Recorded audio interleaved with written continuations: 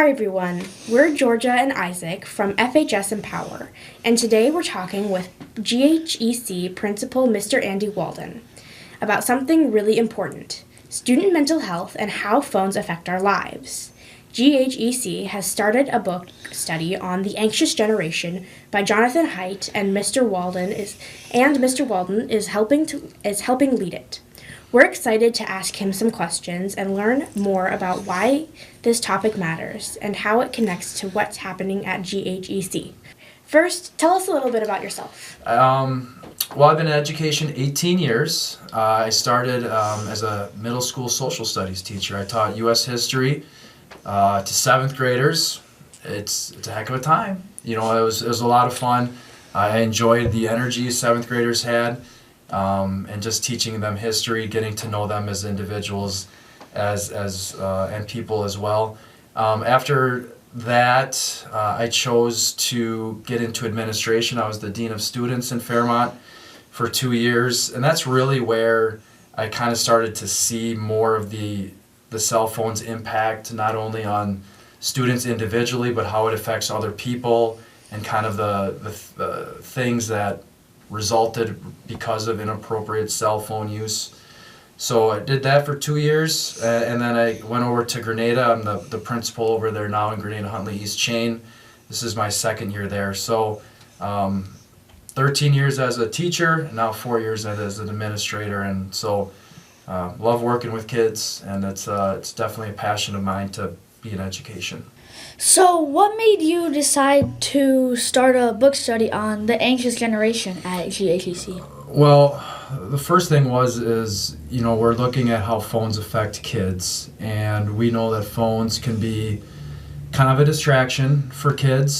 So it kind of started with, well, how do we improve focus with our students at school? So naturally we looked at phones, and then as you look at phones, this book, The Anxious Generation, kind of came into our discussions, and I actually learned about it through some mental health providers here in Fairmont, and so we used this opportunity to educate not only our staff but our students and our parents, and we thought that this book would really do a good job of explaining the harms of phone and social media and how it's affecting our youth. So just a good opportunity to educate our families, our students, and just kind of our communities about how phones are impacting you guys, and how serious the problem is becoming.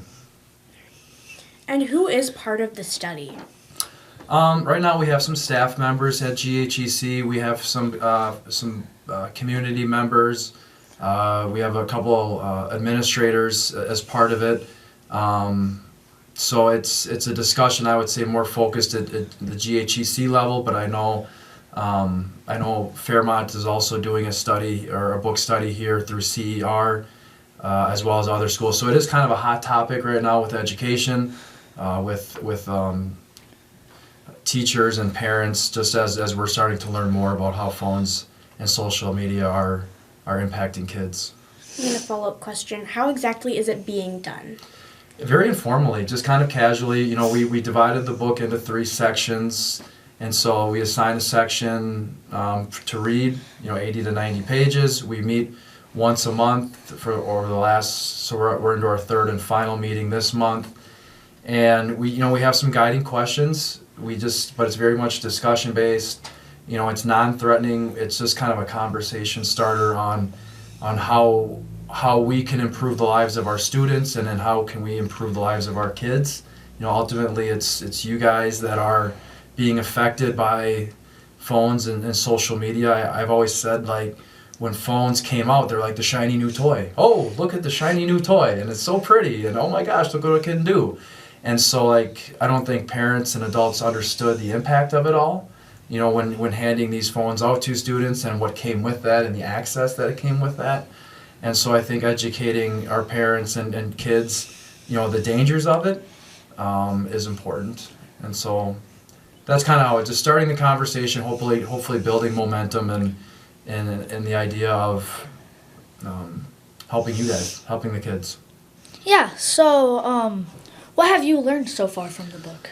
Well, the book is kind of starts out sad. It starts out sad, and you read the first, I would say, 100 to 200 pages, and it talks about phones and social media and the impact on girls and on boys, and how that affects your overall mental health, and how kids are become more anxious, and then how social media, they're called algorithms. I don't know if you've ever heard of an algorithm. And so basically, these social media platforms can judge how fast or how long you're on these, looking at this specific image on your social media page, and then it starts feeding you more of those images and more of that information, and it's just it's concerning that that some of these things that are being shared with our students at young ages, and how it's impacting our kids that way. But I think the book, towards the end, it kind of talks about what can we do about it? Okay, we know phones and social media are harming our kids. What proactive steps can we take to help them? So that's kind of where we're at right now. What does this book say about what kids need to grow up healthy and happy? Well, I guess if you, my students at GHEC, I guess anyone who's ever known me, I say the best way to have kids be happy again is to throw the phones away. But I know that's not going to happen, because we know there is a purpose. They do serve a purpose, and I acknowledge that there is some positive things that come with the phone, but I would just say limit screen use, limit cell phone use, limit social media, connect with friends, be face to face. I just find it very ironic. We can connect and communicate so many different ways in 2025, but yet kids are lonelier. Kids are more depressed. And so I just find there's something going wrong there. If we can connect in all these different ways, but yet loneliness and depression are on the rise. And so I would suggest limiting our screen time, limiting our phone use, and just go out and be a kid. Go have fun, go play outside, go climb a tree. And if you fall down, that's okay, you'll be okay. But just, again, be a kid. And anytime when the phone is introduced, the book talks about once the phone is introduced, play-based childhood is over. And so just try to, as a parent, limit that access to that phone as long as you can. Yeah. So one big part of the book is how phones and social media affect kids. What have you noticed about how phones are showing up in students' lives at school? I just think phones get in the way of things, and not only might it isolate students, say you're in the cafeteria, instead of talking with your friend, now I'm kind of sitting in the corner on a phone. Oh, okay. So just kind of that missed socialization that kids should have at school. I also look at the negativity of, kids are they're mean to each other, and sometimes there'll be pictures snapped in the cafeteria, and there'll be a snap might be sent with a comment, and now that's circulated amongst a group of people, and now all of a sudden, as a principal, I have to try to get to the bottom of this because, some nasty things are being said, and so just kind of seeing that impact and how it hurts kids, just that exclusion, I think that's hard to see. And then, again, just comments. One thing I don't like about social media is that it emboldens kids to say things they may not say face to face. Hey, I'm behind my phone, I'm in a group chat, I'm going to say it. I just don't think that's how we want our kids to act and treat each other. So I see a lot of kids at our school especially have their phones in class when they're not supposed to. How does that negatively impact their education? Oh boy, think about it. I guess my hope, and I know it's a really tough ask, is my hope is that eventually at Grenada, Huntley East Chain, we go to a pouch system, and to where we're getting the phones out of the classroom. And I realize that there might be people who refuse that too. One thing we can all agree on is there's some kids who are addicted to their phones.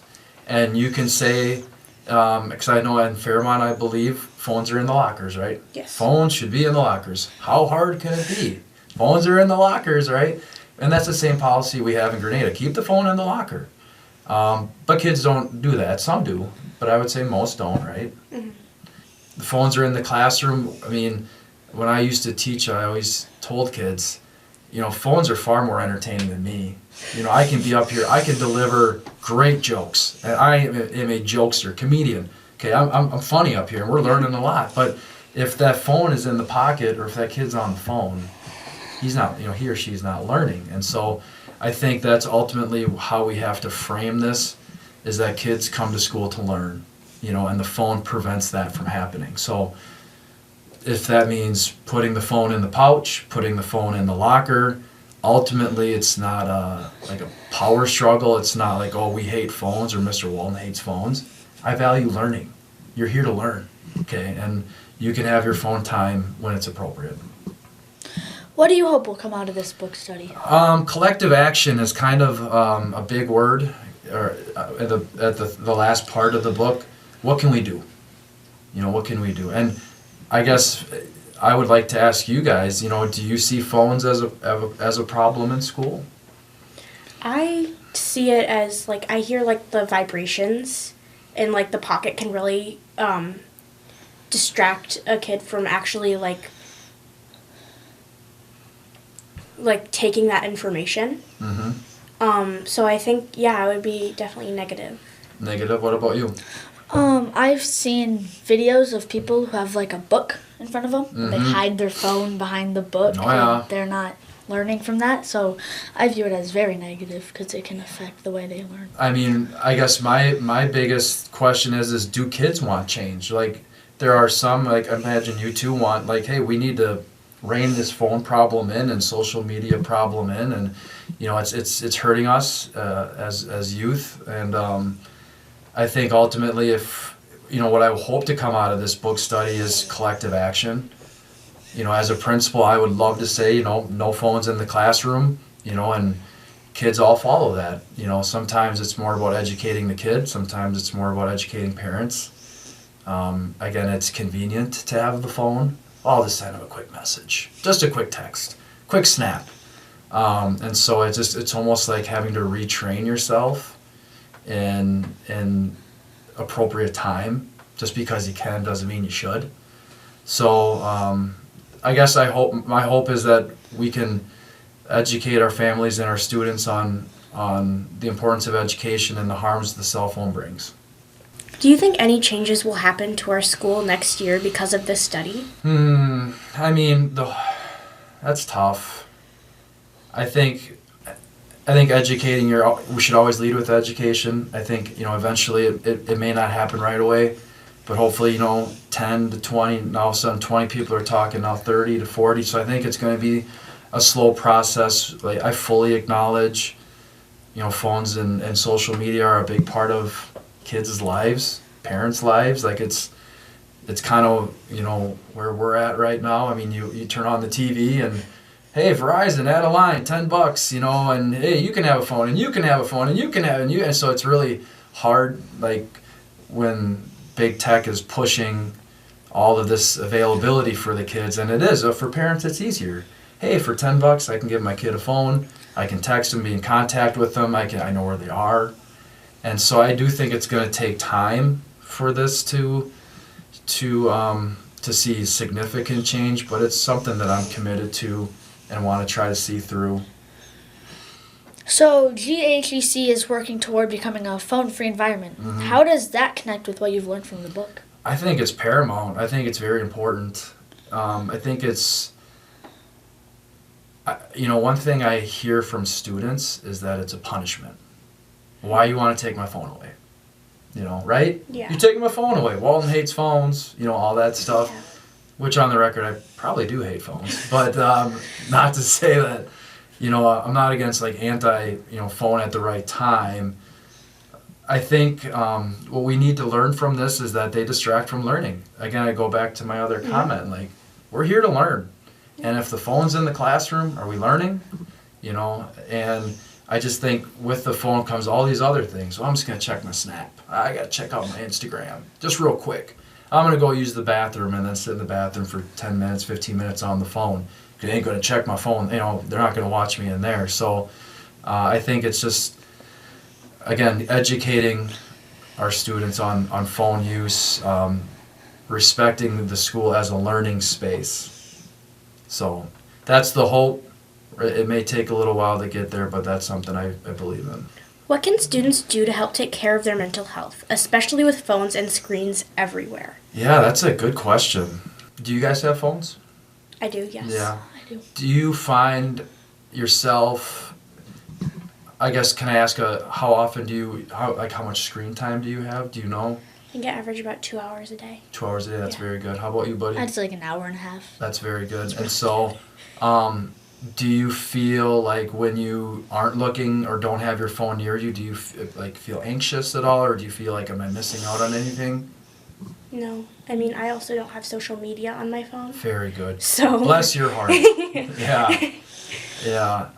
I think what I noticed was, COVID was, you guys were a little bit younger during COVID, but what really changed things for me is, COVID, we were home a lot. And, so you had a lot of time to look on your social media or on your phone, or it's just, what else do? You can't go outside, all those things. And I noticed that the more that I was on my phone, the more irritated I was, the more grouchy I was, I guess is the word I'll use, just kind of the more how it impacted my mood. And I'm like, why am I so grouchy all of a sudden? Like, everything's fine, but I spend a couple hours on my phone just on social media sites, and now I'm mad. And I just felt like, well, why am I letting my phone and social media dictate how I'm feeling? And so I'm like, well, if an adult is feeling this way, I can only imagine how it's impacting kids. And so I think with kids, it's just, again, educating them.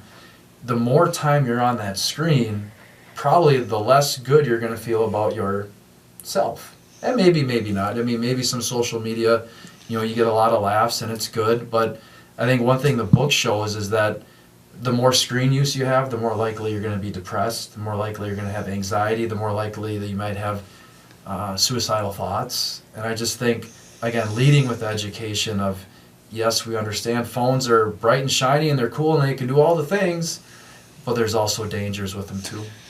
Yeah, so how can adults like parents, teachers, and school leaders help kids grow up in a healthy way I today? think really parents, adults, we got to lead the way, So as much as I say, well, kids need to put the phones away, adults need to put the phones away, right? Yeah. I know my son, I have 2 kids, they're 9 and 7, and they'll call me out. Like, I'll be at home and, just 5 minutes of screen time, just scrolling. All of a sudden, my son will come on there like, Dad, put your phone away. And you're like, thank you, because here are my kids, they're looking at me. And so what do you think they're learning? They're like, well, when do I get a phone? Well, if you're on a phone, I want a phone, right? And so I think we really need to be role models. And that's hard because so much of what we do as adults may rely on the phone. Maybe it's work, maybe it's connecting with friends. So I do think that we have to practice what we preach and really limit our usage and just set boundaries. Like, hey, if you're home with your kids, put the phone like downstairs bedroom or away, out of sight, out of mind. Like, if you're having dinner, put the phone away. What is so more important than having dinner with your family in that moment? So just having that boundaries and showing kids that you're in the here and the now and not forever elsewhere on a phone. Is there anything else you want our listeners to know today? It's a passion of mine, and I think that I do see it. I've been in education, how many years now? 18? Yeah, 18 years. I do see how kids I shouldn't say kids change, because kids usually stay the same, but I see how, the introduction of the iPhone in 2000, I think late 2000, maybe around 2010, I can't remember the exact year, and how that has just kind of grown now into social media, and now how social media has basically reframed what they're trying to do to gather more of your attention. I can just see how that impacts kids, and and I just think that it's always it's just concerning. I worry about kids. I care about kids. I want to see them grow and be successful and not have devices or increased screen time lead to where it hurts them, harms them, or where they're now questioning themselves. And I just think it's an important fight to fight and to always try to champion, because we need to take care of our kids, and the adults need to lead the way on that. Yeah, well, thank you, Mr. Walden, for taking your time to talk with us today and for helping our school focus on what's best for students. We've learned a lot about the anxious generation and how GHEC is working to support our mental health. Thank you for our listeners for tuning in. Hey, thank you guys. Really appreciate it. Look forward to seeing it on the YouTube channel. Yeah. All right. We'll see you next month. All right. Thanks, guys.